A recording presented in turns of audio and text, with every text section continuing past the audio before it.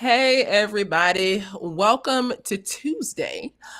This is a special edition of the family meeting since we're going to be traveling this week.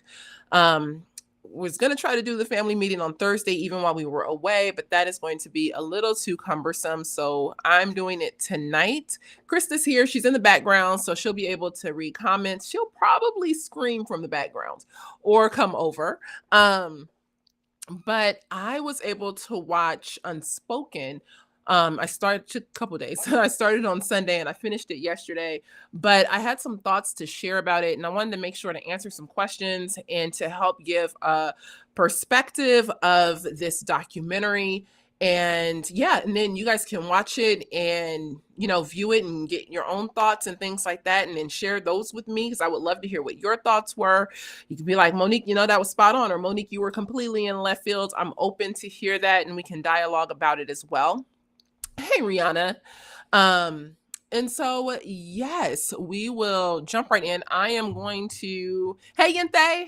Um, yeah, we're gonna play the trailer. I was just gonna apologize because I have notes written down. I wrote my notes while I was actually watching the movie, so I'll be looking down a bit to kind of go through some of my notes. But we're gonna play the trailer and then we're gonna jump in and just kind of talk about the movie, how it's laid out, and things like that. So see you in just a minute. Hey, Mike.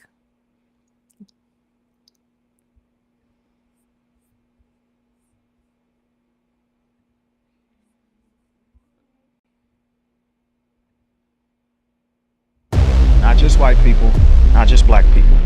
The gospel is bigger than one ethnic group. How do I love a Jesus where everywhere I look looks like the Jesus of Norway, right? Versus these ideas that are informing me not only to be sharp, to be wise, to be a man, but also to be proud of my blackness.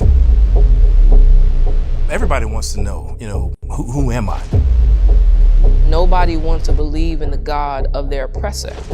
A lot of the people that you want to reach, particularly black men, will have objections to Christianity based on race. And if you can't combat that, if you can't answer their legitimate questions, then you're going to have a hard time reaching them with the gospel.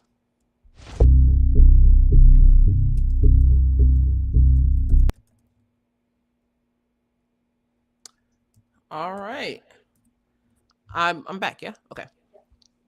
So that is just the brief trailer. I'm gonna say that they went all out for this movie with who they brought into it. But first of all, the movie was created with the Jude 3 project. The Jude 3 project founder is Lisa Fields, and Jude 3 is focused on apologetics in the Black community, much like I feel like Eric Mason's woke church book or urban apologetics. It's focused on how do we do apologetics within the Black community. How do we answer certain questions that Black people might have that can be a stumbling block to Christianity, such as the problem of evil. That would be, just the larger situation, but specifically within the problem of evil, how do you serve a God who would allow slavery to happen? Or is Christianity the white man's religion? And so that's what Lisa Fields' endeavor is, and her team at Jude 3 Project.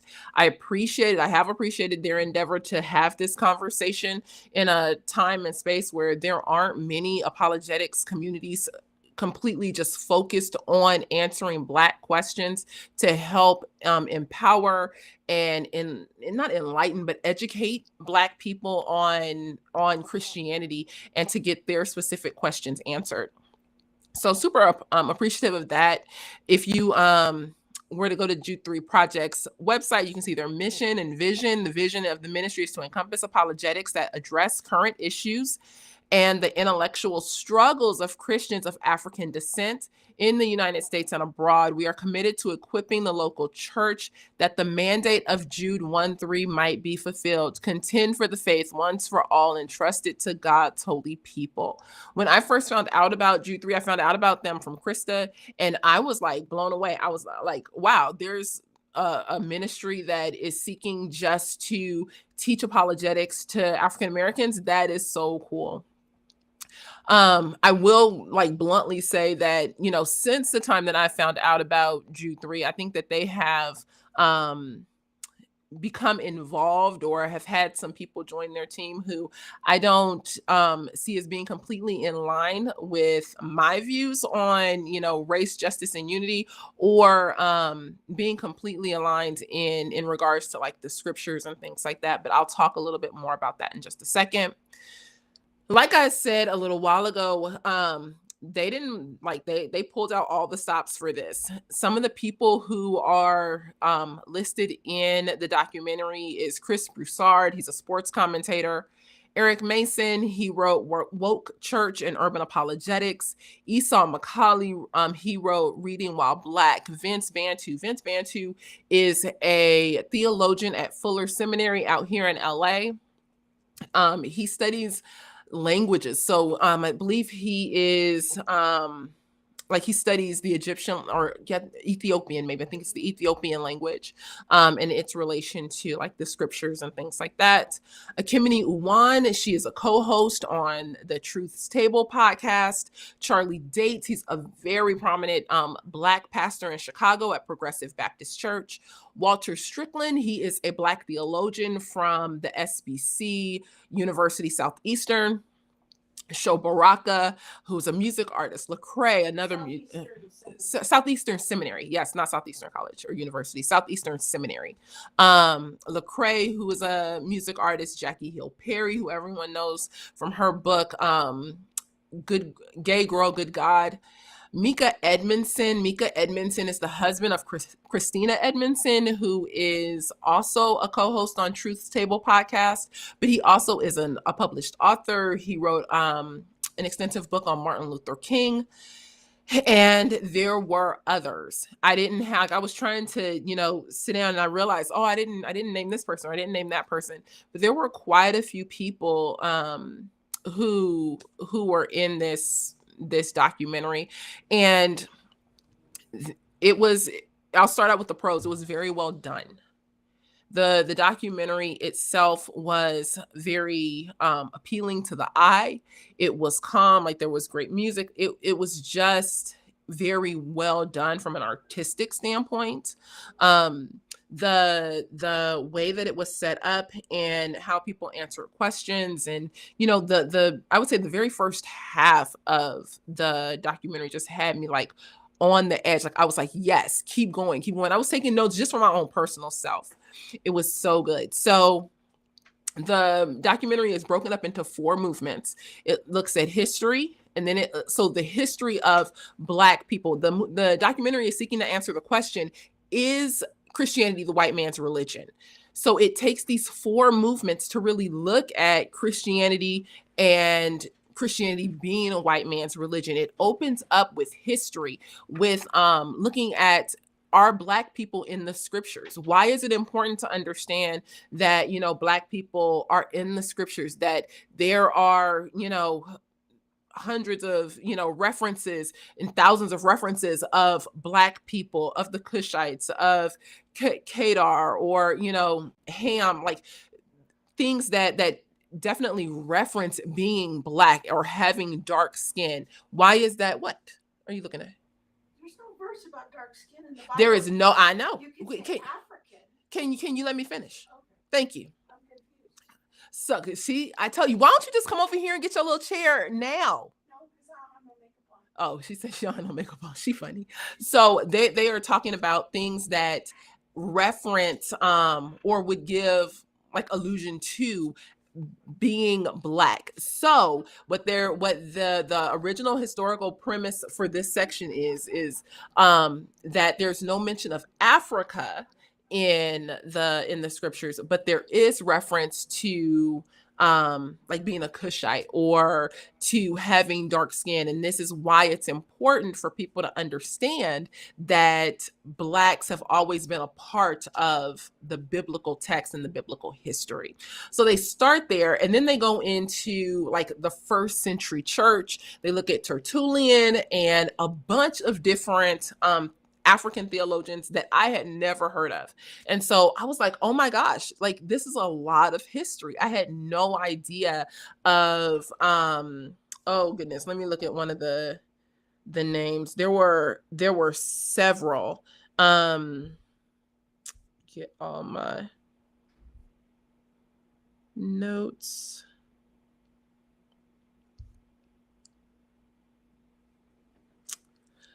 I am going to mispronounce this, but one of them was like Chanute of Atripa. The other one was Pachomius. There were just different theologians that I had never heard of.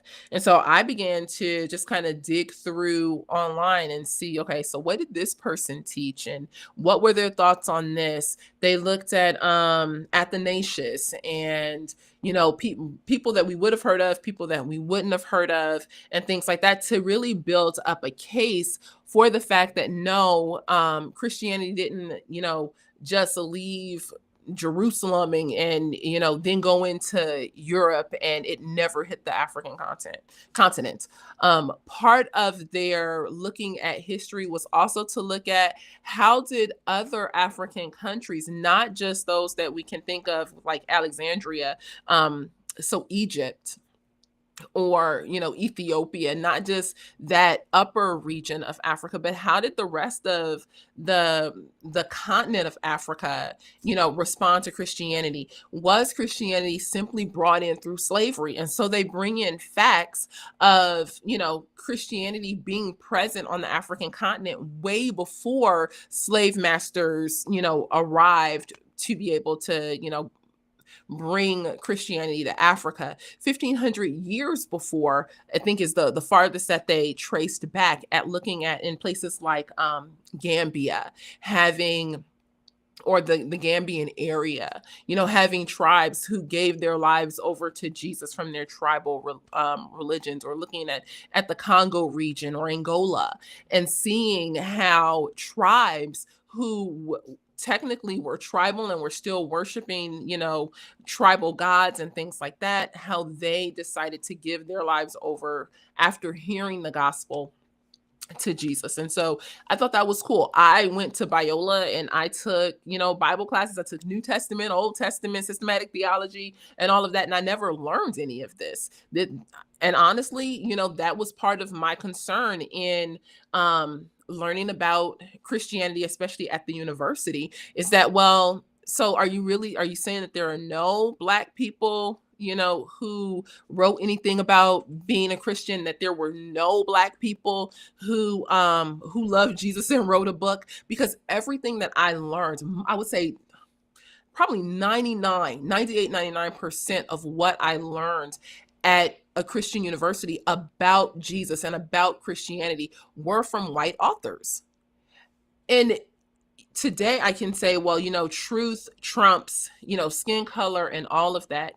And I think it's also important to recognize, you know, that the Christian tradition, the Christian faith is a diverse faith. It is a multi-ethnic faith. There are people from, you know, a myriad of countries who have written about the Christian faith that, you know, we can learn the things from other people in other countries about the Christian faith. And it's not simply, as, you know, I once thought, the white man's religion, or a religion where, you know, everything that we learn comes through a white lens. And so I appreciate Jude 3's, you know, commitment to helping dispel that myth that Christianity is just the white man's religion, especially when you have things like the Nation of Islam or the Black Hebrew Israelites coming into Black communities and saying, you know, why are you, you know, serving that white God, or why are you participating in that white religion? Christianity is being presented, I feel like, to many, especially Black men, as being like the fool's religion. So, you know, Christianity gave you slavery, and yet this is what you're gonna commit your life to.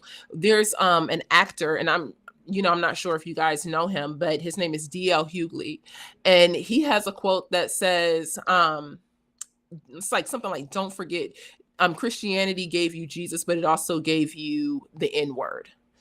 So it's kind of like you need to be cautious about what you believe in regards to being a Christian, or should you even be a Christian if they'll give you, Jesus, but they'll also give you slavery. So yes, I do think that there were some pros. History was the very first movement, and it looked at all of that. That history went on for about half of the movie, just a little under half, and it was very rich. Do I think that there were some things that, I'm like, maybe they could have thread that out a little bit more? Sure. But by and large, I just really appreciated learning of African theologians and people who wrote about the Trinity before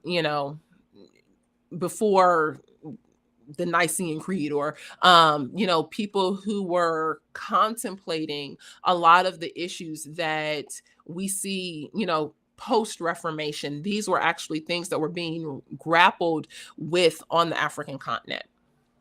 The next movement would be slavery. And so they look at slavery and kind of dissect what was Christianity's role in slavery, and, just the whole American kerfuffle with Christianity and slavery.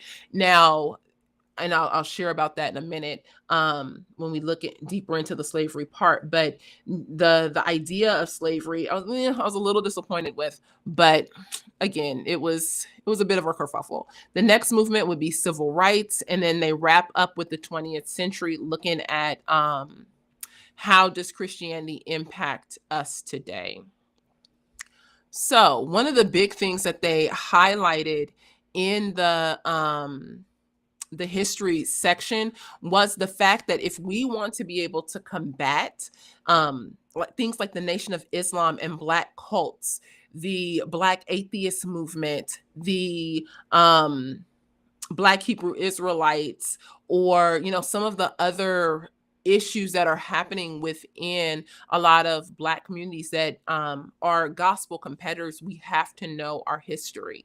And so in looking at our history, we're able to answer the questions of Black people who are like, well, no, Christianity only gave me slavery. There was no Christianity before, slavery existed for Black people. They look at not just Tertullian, but they go back to the Ethiopian eunuch. They look back at the presence of dark-skinned people in the Old Testament, and then they gently just kind of walk their way through.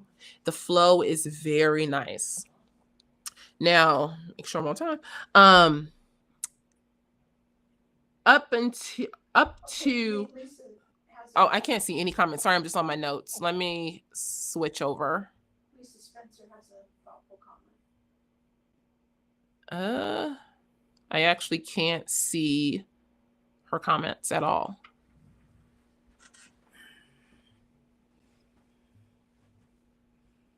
I don't see it. Where's your restream link? Oh, maybe it's on my Safari. Sorry. There it is. Okay. So it's right. Yeah, that one. Mm-hmm. Okay, so Lisa said, the thing about Black people in the cultural context is skin color was irrelevant in the cultural context. We need to be careful about imposing the Black-white binary on those early years. I agree. I do agree. I think for many of the people that were on the video, so they had like the list of names that I gave, but then they also had excerpts and like little shots from probably some of the courageous conversations that the ministry does, these conversations where they tackle people's questions of like, Black people just were never in the Bible.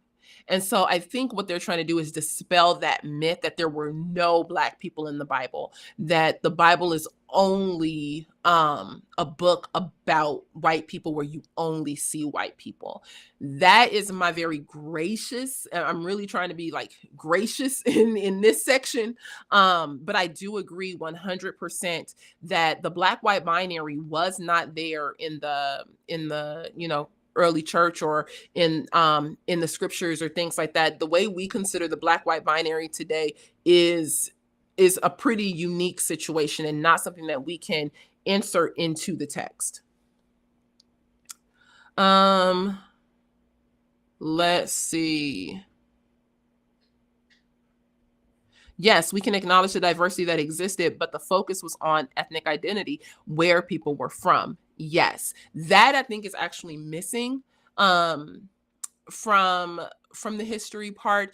The idea that ethnicity was the key things, or region of origin. So understanding, especially in the Old Testament, understanding like how close or far someone was in relation to the covenant.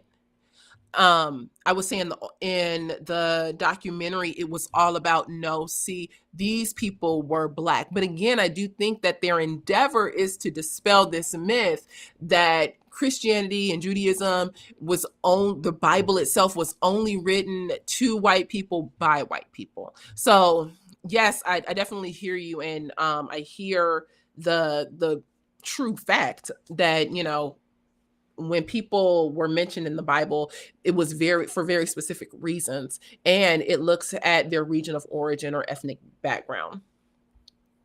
Let me make sure. Okay, cool. So in all right. So review. So right now, okay. You're only giving the document. Right now, I'm only giving. Thank you. See, she need to be on here. Right now, I'm only looking at the history part. This was the first half of the movie. So for the first hour and like 9-10 minutes, they only looked at history. I really appreciated the fact that they talked about Blacks who wrote theology. Like I remember when I first found Lisa, I just read her comment online, like I wrote to her and I asked, do you know of any Black people who have ever written anything about theology? And she sent me a list. And I'm super grateful for that, because I was really struggling and battling, being like, maybe Christianity is just what white people write about. Maybe Black people don't write about this. And so I can see why there's a need to answer the question and to show, like, that Christianity and that the scriptures have always, had people of different ethnicities, regions of origin, listed. It wasn't just all a European people group written to and by a European people group, because that myth is out there. I've had conversations with people like that. I remember having a conversation with a Black Hebrew Israelite at a Starbucks. Remember that? And that was some of the conversation. And so I completely agree with you, Lisa. And I can definitely see, why answering the question is important. So we get through the history section, and here we get to the conversation about slavery. And basically, people, gosh, you guys, I really want to be as gracious as possible, but this is kind of where it falls off the rails for me. I really, I'm really trying to choose my words carefully and to be gracious, because Jude 3, like I mentioned, I really appreciated Lisa's endeavor originally. And she has partnered her ministry with people who I think are at least sympathetic to some of the critical social theories. Jamar Tisby from the Witness podcast and the Witness Collective has aligned himself with Ibram X. Kendi. Akimini Uwan, who was listed in this movie, had some really disparaging remarks at the Sparrow Conference. Mika Edmondson is he has some crazy remarks, and as well as his wife. Like, there are people who are listed in here. I have some concerns about Eric Mason. I'm not trying to throw the baby out with the bathwater on any of them, but there are people in this documentary that I couldn't align myself with necessarily. Now, a couple weeks ago, Krista released a blog about which BIPOC voices should I listen to. And in that blog, she talked about these two different streams or two different approaches to ethnic unity. I would say that if we at CFBU hold, a approach to ethnic unity that's on this side A, that the voices that are coming out from this documentary would definitely be more of side B, more of whiteness. Okay, more of whiteness conversation, more of like systemic issues, more along the lines of, you know, black people aren't, we don't have to do anything else. White people need to show up.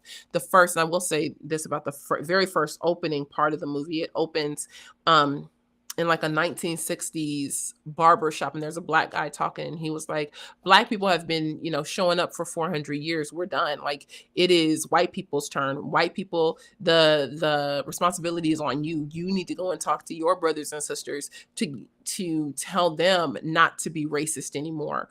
This is, everything now is left up to the white person to do, which kind of sounds like interest convergence to a degree. And I know I'm not doing I'm not doing very good justice, but if you were to listen to it, you can hear the threads and the underpinnings of interest convergence, which is a tenet in critical race theory. And that tenet actually says that racism will only end when white people realize the benefit of ending racism, when the ending of racism is to the benefit of the white person, meaning that racism is already to the benefit of the black people. We are already doing what we need to do. So when the interests converge, black and white, then there will be the end of racism. Goodness gracious. So the second movement, it brings us to slavery. And I thought that initially, looking at the transatlantic slave trade and comparing it to the trans-Saharan slave trade, I was kind of hopeful that the conversation would go in an upward trajectory. I was very thankful that the trans-Saharan slave trade was mentioned, that, you know, they looked at how much longer the trans-Saharan slave trade lasted than the transatlantic slave trade. They looked at how many more people died. They looked at the fact that we could argue the potential for the potential to say that the trans-Saharan slave trade is even in existence today to a degree. And so I was like, wow, you know, I can't believe that they aren't just bashing and demeaning, you know, whites in America. This is amazing. And then we get to 1 hour and 12-minute mark. And there is a lady, and I completely have forgotten her name now, but she begins to talk about the discussion of slavery. It's a white lady, and she's from the University of Minnesota, if I'm not mistaken. And she says, the shift from Christians to developing a language of whiteness is seen in the 17th and 18th century records. And this is the implementation. And to me, where I feel like the whole thing just went off into, from this idea of, you know, hey, we really want to combat this idea that Christianity is simply something made by white people for white people. We want to show the history that, you know, there were Africans or darker skinned, I'll say that there were darker skinned people in the scriptures threaded throughout, that we see the Ethiopian eunuch. We see that Christianity is going to the nations. It's not just something that, you know, I mean, first of all, Jesus and, you know, the apostles and all that, they weren't white, but, you know, we see a movement into Upper Africa. We see Tertullian. We see, you know, all of these people and places. We can see things in the Congo. We can see things in Angola. We can see things in Gambia and Senegal, like in these regions. But instead of staying there, instead of looking at the contributions of Black people to Christianity, while I can say, yes, a conversation on slavery is important, instead of looking at it from being a sin issue, even though we just came off of the conversation of the trans-Saharan slave trade, where no one mentioned whiteness, we come to the transatlantic slave trade in greater detail, where they're now extrapolating out this slave trade and threading it apart from the trans-Saharan slave trade, and it's all about whiteness. And my first question, as I was watching this, was, well, why wasn't the trans-Saharan slave trade seen as whiteness? Like, if slavery itself, and the argument is that slavery has been an implementation by white people, why is it only this slave trade that we see as being damned as, you know, the ills of whiteness and white people. And this is where the movie, to me, just like I said, fell off the railroad track, crashed and burned. I kind of wanted to be done with it at that point, because at that point it just continued to spiral into this white people, white people, white people, white people. And I don't know that the damage that can be done from that conversation, if I'm having a conversation with someone who already thinks that Christianity is the white man's religion, just because you laid out a history where I can see, okay, well, there were some black people here and things like that, but now we're talking about, slavery and 20th century America and the civil rights movement and all of those things. And all you're doing is really presenting white people are the ones who started slave codes and are the ones who changed the law so that slaves couldn't be free and only white servants could go. Like, why do you think that would make me want to choose Christianity? I'm not sure that it was thought all the way through. So she begins talking about the developing of whiteness, but then she goes on, this professor at I believe it's Minnesota State University, or Minnesota University. She says around the late 1600s, the language of racial whiteness, classifying people as white, replaced like the word Christian, and it replaced Christian with the word white. So now what you're seeing in history is, instead of Christian slaves were set to go free if they were baptized and became Christians, now only white slaves were, set to go free if they were baptized and, became Christians. You see in the laws the way that even free black people could not vote, how free black people couldn't, enter into business relationships and things like that, the way that white people could. And so all of this is being blamed on, white people and the transatlantic slave trade. Another thing that struck me in that conversation on slavery was the conversation of Protestant supremacy. And so the same lady goes, it's interesting to watch Protestant supremacy now become white supremacy. And I don't know if you guys remember, but gosh, it was either last week or the week before, where I talked about Christianity as being seen as an oppressive religion. And having been seen as an oppressive religion, even going back to its inception, like shortly after Christ. And how some people will see things like Chris just said, Christian privilege, as being comparative to Nazism and the Nazi Jew relationship.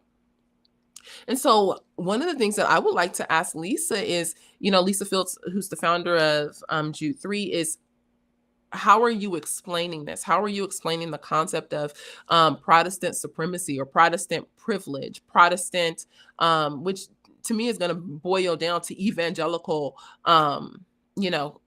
privilege or Christian privilege?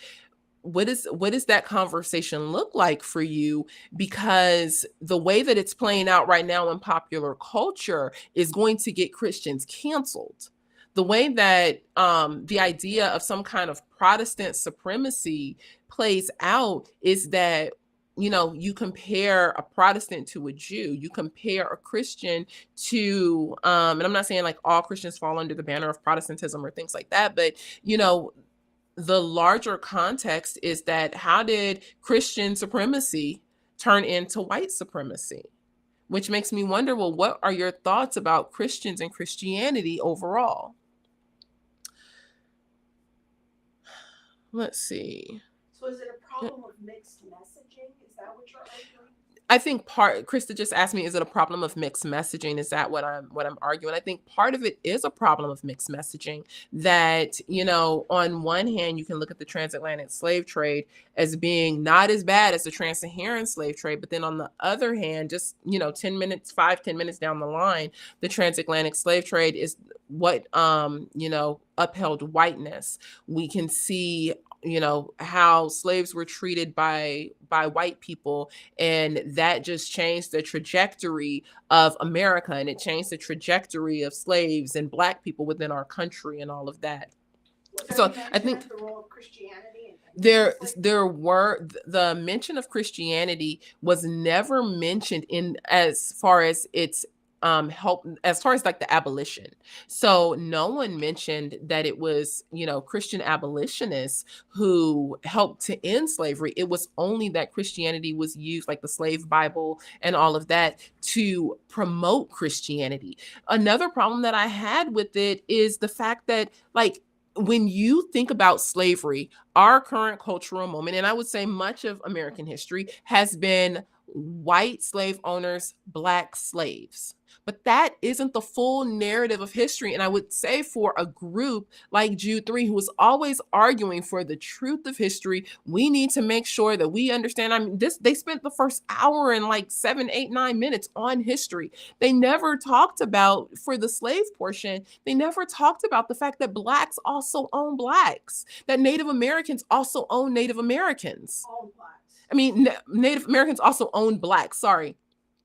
Y'all, it's been a long day. But if we want to have a robust conversation of history, we have to understand that I can't just demonize one group. I can't just pull them out and demonize this one group when there were so many other groups that also participated in slavery. Now we can look at why blacks own black slaves, and I think there's a number of reasons why blacks own blacks. So some blacks got married and they would buy their spouse. You can have a black person who bought their freedom and later went back and bought their parents or their children. Blacks could leave the plantation to go and work, and then they could bring home that money and give that to their slave owners, and eventually work out an arrangement where they are now paying for their freedom. But you also had black slave owners who only saw slavery as a financial gain. You had black slave owners who would go and they would go and buy black slaves and then hire them out to white people, like a Molly Maid situation. Like, we have to look at the full narrative of history. It's not that, well, of course, black people own blacks. Some black people own black people because they were trying to rescue people. Yes, that's one part of it. But that's not the full part of it. Yes, Native Americans also own black people, but you would never know that. And I think that's what is so sad, is that the documentary takes time to really, demonize is a very strong word, but to really come down hard on a group of people and then act like the other side never existed. All right, Mike's got a question. What is Mike's question? It's on the screen. Oh, I can't see it. Oh, wow. They didn't talk about they didn't talk about the Christian abolitionists at all. All right. Then he's got another question. So read it for the podcast version. Okay, that was my next question. Did they talk about blacks selling blacks and how African slave traders and chieftains were against ending the slave trade? No, they didn't. Like, it was just completely irrelevant. All that it really hit on was the demonization of whites. And demonization, I think, is a strong word. It is. But they wasn't cool with white people. I'll put it that way. It was thank you. It was a very negative light on what became of people because of slavery. I completely agree. Like, I'm not nobody's, slave proponent, but we also have to have these conversations in, a well-orbed view. I can't just look at it from one position and then be like, see, this is why I told you, all these people are wrong. No, that isn't how we do it. I also, there were a lot of concerns about that. Well, what would be the appeal then what would be the appeal? I don't know if people can hear you. Yeah, they can. Okay. What would be the appeal then if the first half of the documentary is about looking at, the role that Africans played in scripture, and in the early church. Uh-huh. So if I'm a black person and I'm watching that, I'm like, maybe I'm warming up to Christianity.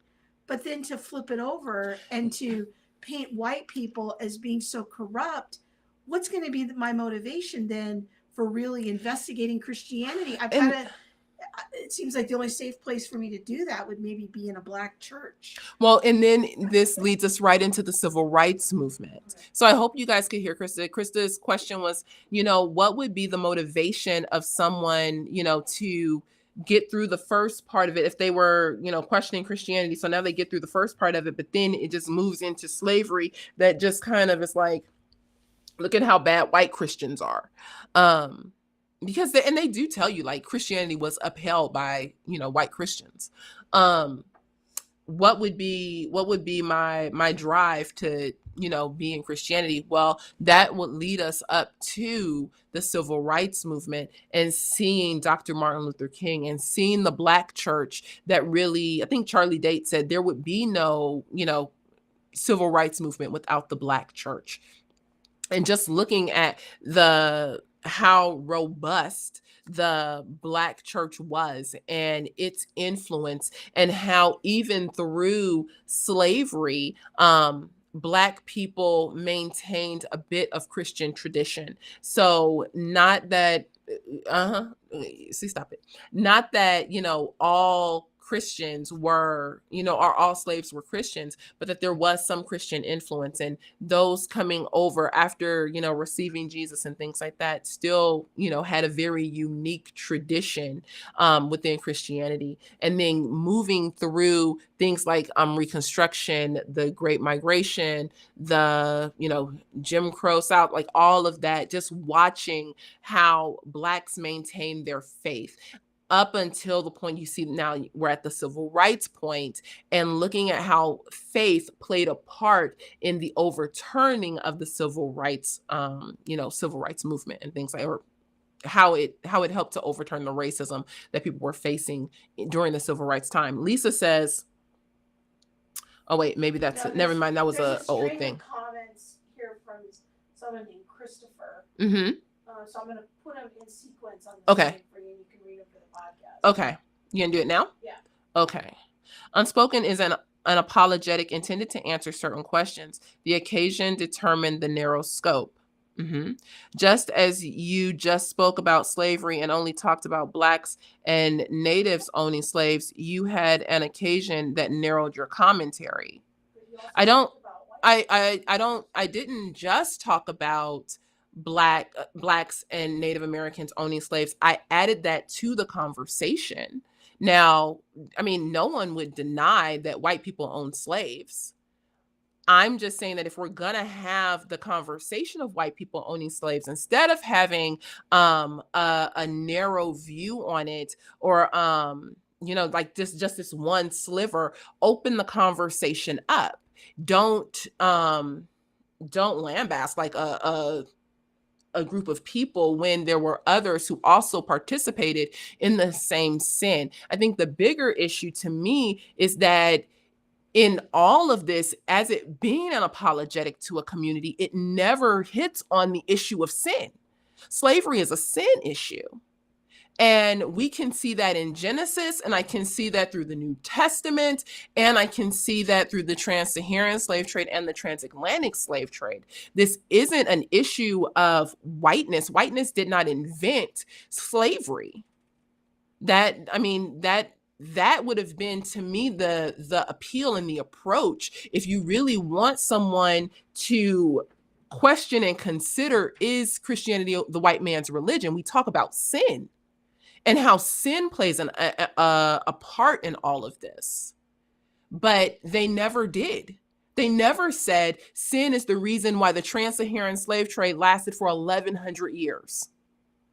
Sin is the reason why the transatlantic slave trade lasted 250 years. Oh, Adam Coleman's on there now. Adam Coleman's on where? He Oh yeah, Adam. That's another person. Adam Coleman was also one of the people who was on the documentary as well. He says, "This is Adam Coleman. I have concerns about some of your critiques that seem quite uncharitable and misguided. Would you be open to a dialogue about this?" Sure, I would. I think that, out of everyone, I haven't got to this part yet. I thought that Adam's information came from a bit of a different position, but I didn't agree with everything you had to say. I think that the overall flow of everything past the history part really just took a jab at whiteness in a lot of different, regards. And I don't think that there was enough commentary on the reality of man's sinful condition.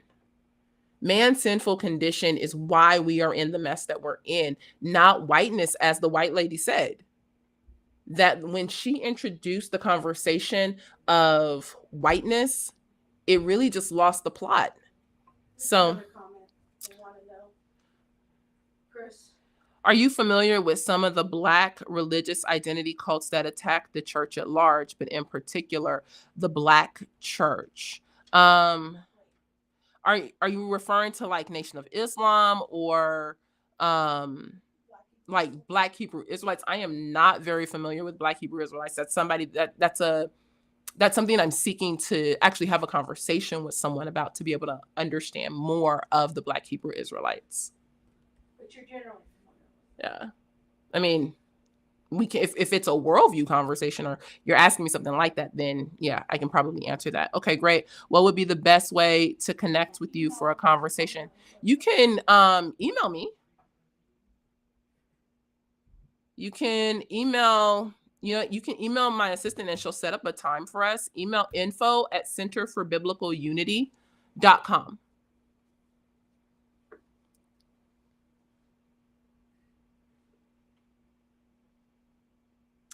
So let me see. So we leave slavery and enter into the realm of the civil rights movement. And I appreciated, the fact that they talked about Dr. King, they talked about the Black church's, position in that.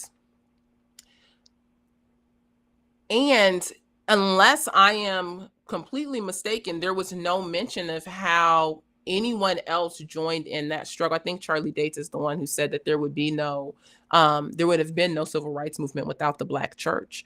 The influence of the Black church, you can't dispute that. But I think it could have been helpful if we are looking at Christianity as not being a white man's religion, this thing that's upheld by white supremacy, is to look at all of the ways in which white supremacy is not playing a part.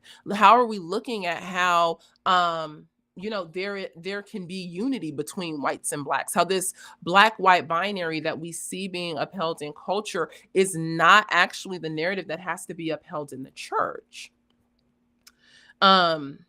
And also, I thought it was interesting that, and I'm not sure if it was Esau McCauley or Charlie Dates who brought up J.H. Jackson. J.H. Jackson was a pastor during the time of the civil rights, and he wasn't necessarily opposed to King. I would say like he didn't hate him, but there was definitely a thought that, he wasn't doing things the right way. And, as far as, and it was Dates, because Jackson was actually based in Chicago, if I'm not mistaken. What that conversation on Jackson led to was the fact that there was no room for neutrality. You're either with us or you're against us.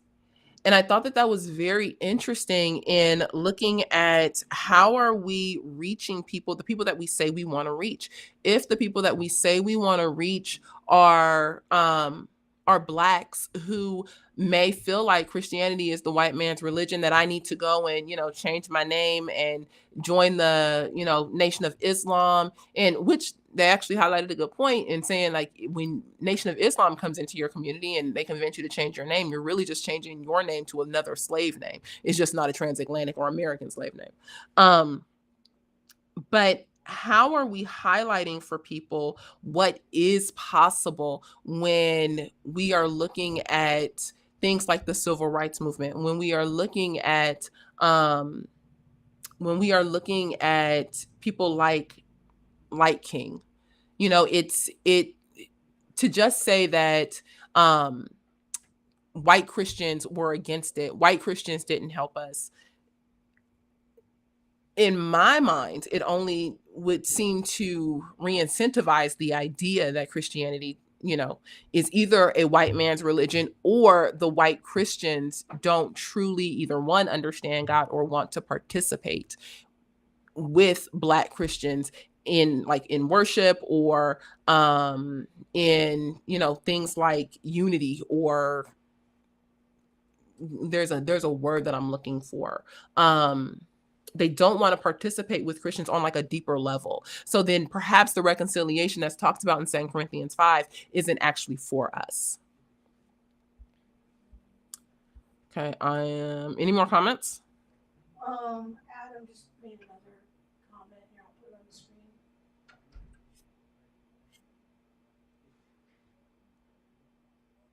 I am deeply concerned about the narratives you've asserted were forwarded by the documentary that are not conveyed or implied in Unspoken. I will surely email you and hope we can cordially discuss this. Sure. I mean, like I said, I have now watched it. I've watched it, and I've watched it a full 1.5 times. I haven't made it all the way through.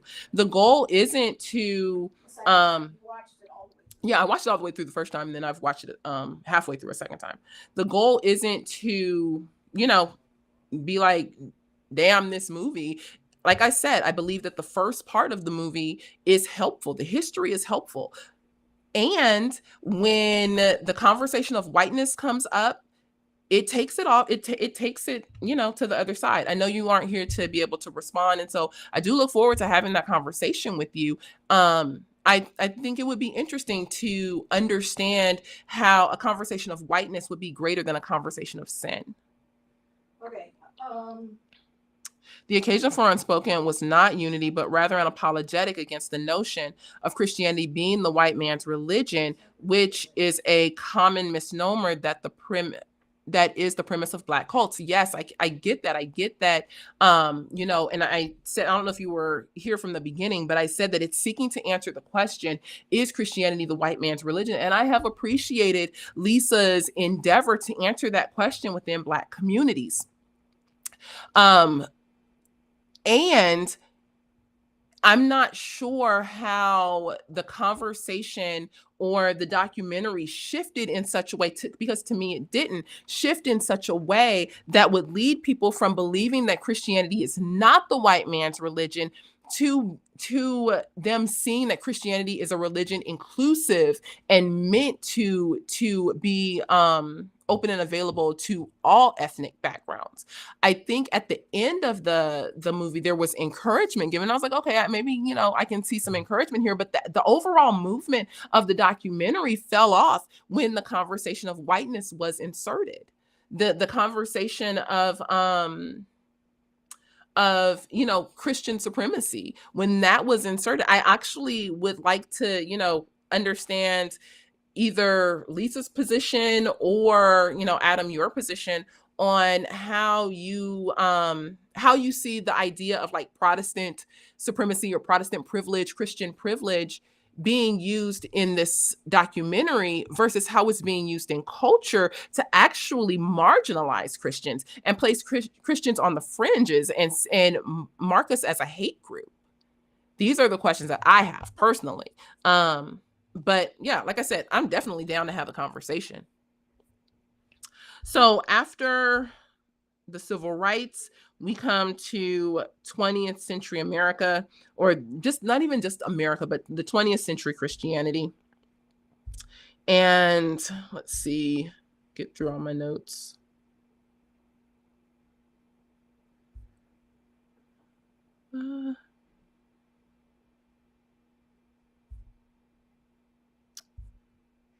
Sorry, give me 1 second.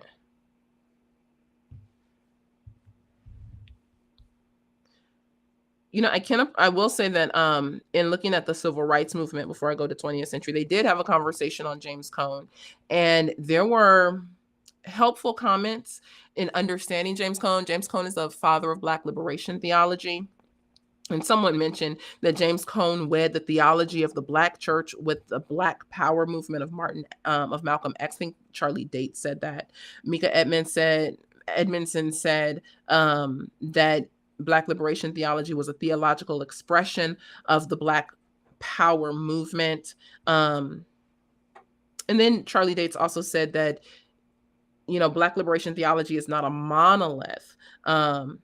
It's a mixture of a lot of things. And at the center of Black liberation is that God is a God on the side of the oppressed. Actually, that was Esau McCauley who said that. And I think what I appreciated about that was that, except for one small comment by Charlie Dates at the end, there was a huge conversation on the methodology of Black liberation theology and how Black liberation theology misses the mark when you put ethnicity at the center of the conversation instead of the gospel. I was very relieved to see that, as opposed to seeing something where it's like, well, Black liberation theology has its place and there's a lot we can learn from it, and we have to understand that X, Y, and Z, and explaining away the seriousness behind Black liberation theology. Charlie, go ahead. Question I just have one more movement to get to. Go ahead. What was the question? right here. It's on the screen. Seems like you have a problem with calling It seems like there's a problem with calling whiteness sin. He's saying you have a problem with calling whiteness sin in the context, because there's other comments. Okay. I have a problem with not calling sin. Like, people do things because of sin. Now, you can dress it up however you want, but sin is sin. People seek to rule and reign over people because of sin. Slavery wasn't an issue with whiteness. Slavery was an issue with sin. If you, depending on how you look at systemic racism and what you uphold and believe about that, that's an issue of sin. Now, we can talk about how do you rectify these issues, but if I can't get to the fact that, or the bottom line, that sin is a heart issue, we have other things to talk about. I can't just jump and look at, and this is what I was trying to say earlier about this idea of the transatlantic slave trade versus the trans-Saharan slave trade. The trans-Saharan slave trade, they admitted, was like 1,100 years. We can say, to a degree, it's still occurring today. It was horrible, all of those things, but there was no mention of whiteness. But when we look at the transatlantic slave trade, there's this whole, conversation on whiteness, and the one lady mentions like, and whiteness is definitely a creation, and it's meant to, and I'm like, well, how about we look at sin and how people historically have participated with one another?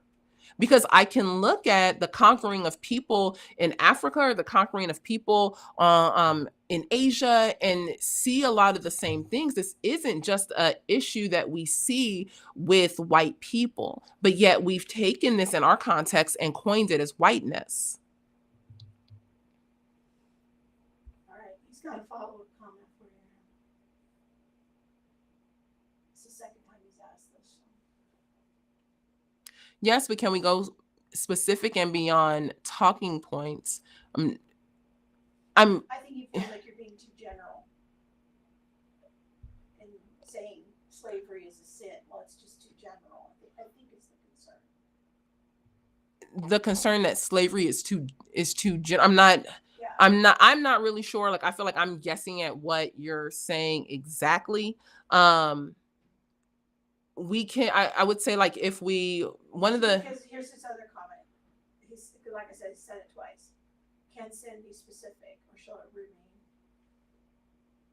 I think sin is specific. I think saying like people removing pieces of the Bible to uphold slavery is a sin. Like, I can talk about the specifics of how sin plays itself out. What I'm saying is that it plays itself out among people groups, because we are fallen. Sin is always going to play itself out. We'll always be able to look at specifics, but I don't think that the specifics of that necessarily make people unique, if that makes sense. Like, example could be murder, I guess. Like, I'm going to see hatred or murder anywhere that I go.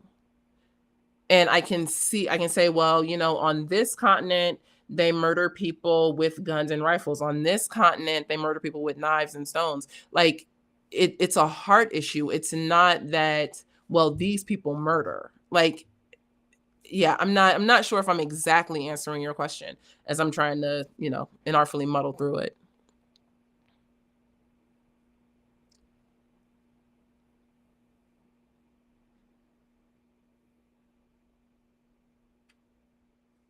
Okay, not to be argumentative, but I'm pretty sure that if someone stole something from you without your permission, you're not going to say they sinned against you, but you're going to say they stole from you. Sure, I can. And the foundation of why someone does something is that they are sinful humans. See, it's kind of like we can't stop at there was the sin of steal, or they stole. That would just be, I feel like it would be limited. Like, why? What is the condition of the stealing? Well, the bottom line is that it's sin. That it is like Krista just said, it violates God's law. Like, there is a sin, there is something that is going against God's design, God's moral law, the way that he commands that we treat one another. So yes, I can say, well, that person stole from me, or I can say that person sinned against me the same way I have sinned against others. And I have had people steal stuff from me. So it's kind of, it is, yeah, to me, it's the larger conversation, the foundational conversation is sin. But when we stop at whiteness, we are missing the foundational conversation. All right. Anything else? Okay. So then it closes with 20th century, and it just looks at Christianity today, Christianity and the 20th century, Black Christianity in the 20th century, and looks at like rap and hip hop, cross movement, Soldiers for Christ, the conscious movement. And it looks at how many of the traditions of Black Christianity that were, from the South, from, that time during Reconstruction, the things that Blacks really held on to has been lost, and ask the question, how do we get that back? And it kind of compares the South versus the North. So it can take a place like Louisiana, Alabama, and then look at New York, and how, the Northerners will look down and be like, well, you're still, doing that religion, doing that religious stuff. You're still, like they mentioned early in the documentary, that, is this the fool's religion? Are you still playing the fool? While people in the North are educated and are, elite and doing different things. Let's see.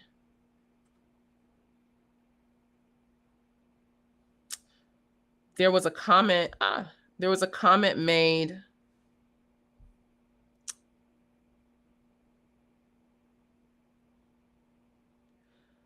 by Mrs. Day. I can't pronounce her first name, but she said, we need to teach Black Christianity.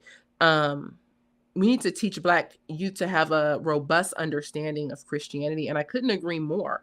If we want to combat the things that we're seeing in society today, we have to have a robust understanding of theology. The robust understanding of theology is that God has created, people fell, and we live in a Genesis 3 world. Living in a Genesis 3 world means that we are now participating with all of the things post-fall. And I think, like I've said several times now, I think that to boil that down to a Black-white binary, to boil that down to a whiteness perspective, or, a Protestant supremacy perspective, is really just very limiting. It's not having the full conversation. The full conversation to me, so that would open up more conversation of, yes, Christianity is for everyone. Unfortunately, we do live in a Genesis 3 world, but we can see the fact that Christianity is not a white man's religion, because yes, we have, the Ethiopian eunuch. We see the gospel going out. We see Mark going into Egypt and spreading the news in Upper Africa of Jesus and his resurrection. We see the opening up of Gentiles coming into the church. So we see that, and we can also look at the death, burial, and resurrection of Jesus, why he came, why he died, who he died for. What does the resurrection of Jesus mean? How does it open up a door for all people to be able to have a relationship with Jesus? How does, despite the idea or the fact that there is sin in the world, how does Jesus conquer that? How does he help us to be unified? I think the idea or the fact that there is sin, that we are all united in our sin and we are all united in our need for a savior, can help dispel those ideas of Christianity being simply a white person's religion. So that was my take on it. I think I was trying to think, like, would I recommend this to someone? I would say watch it for yourself and come up with your own, thoughts about it, your own critiques, and let me know what you're thinking. Like I said, you can be like, Mo, you are completely off the plot. Like, I don't know what you watched that I didn't see that. Or you can say, you know what, I agree with you here, I didn't agree with you there. That's all good. These are my critiques. This is what I saw when I watched it, and some of the issues that I had with watching it. But like I said, the first part, the history and learning of the African scholars and theologians and universities that were opened and things like that was super helpful, and I'm very glad that I watched it for that reason. The second half of the movie, or the documentary, where whiteness was interjected and all of that, it just kind of lost the plot for me. A few more comments. One from Lisa Spencer. Okay, let's see. Right, you can be specific about the way sin acts out, but you still have to call it sin. Yeah. And Mike Davis. Being sinned against and being stolen from are not mutually exclusive. Stealing is a sin. We are told that in scripture. We are not told what we are not told is that a particular skin color is a sin. Yes. Anything else? So there still seems to be wide misunderstanding that you don't understand that the question that's being asked is answering, is Christianity a white man's religion? So just maybe say that one more time. Christopher. Wait. I'm a missionary in the city of Detroit. If I lead my evangelism with unity commentary to Black identity cults, they will shut me down. If I give an answer to their question about the white man's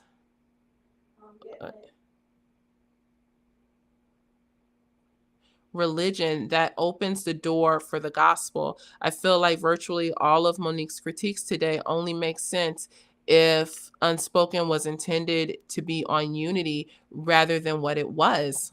Go back to an apologetic against the notion of Christianity being a white man's religion. I think that the first part of the documentary really looks at, hey, no, Christianity wasn't, written by white people for white people. Like I said, you see the thread of that throughout the Old Testament into the New Testament, into the first, couples of centuries of the early church, especially in Africa. They did a great job doing that. I guess my question would be, how does the message of whiteness bring any type of relief to a person who is considering Christianity as being a white man's religion? Difference in strategy. Really what it is. If we are looking at Christianity as being, the evil, the white man's religion thing, like Louis Farrakhan has said, or what's his name? I forgot the guy's name now, Khalil Muhammad and things like that. I'm not sure how we are not to some degree exchanging Christianity as being the white man's religion to Christianity being, just for Black people. Like, what we want to make sure we don't do is overcorrect. And so while I see that Black people have, our own unique issues and questions regarding Christianity, what we can't do is, for the sake of approach, so distort the message that we end up in error in our approach, that it doesn't lead people to understanding that Christianity is actually an open for all people. So I'm not saying, you don't answer the questions. I think that, Lisa has spent a lot of time working to answer the question, is Christianity a white man's religion? And dispelling that myth. All I'm saying is that the answer of, white people did X, Y, and Z, and the creation of whiteness, and, all of that really takes away from the truth of the matter, which is that we live in a Genesis 3 world, a very fallen world, and whiteness will never be a sufficient answer for the hell that we see in our country or on our planet. All right. Christianity is for every tribe, tongue, and nation. That's the message that needs to come across. Yes.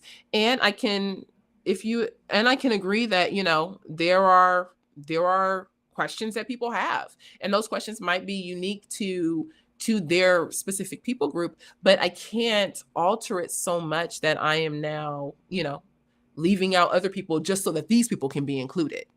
I can't, demean one group just so that this group can feel elevated. It doesn't work like that. All right. I think that is it. Yeah. But you guys feel free to put your thoughts in the comments. I can spend some time later on and hop on and address questions and, try and answer some of those things. But that is it. I was going to say, what I recommended. I think I've spent a lot of time on that. I would definitely recommend the history part. I appreciated that, but like I said, watch it for yourself and come to your own conclusion. These are my thoughts, and I would love to hear what you have to say. So with that, I will talk to you later.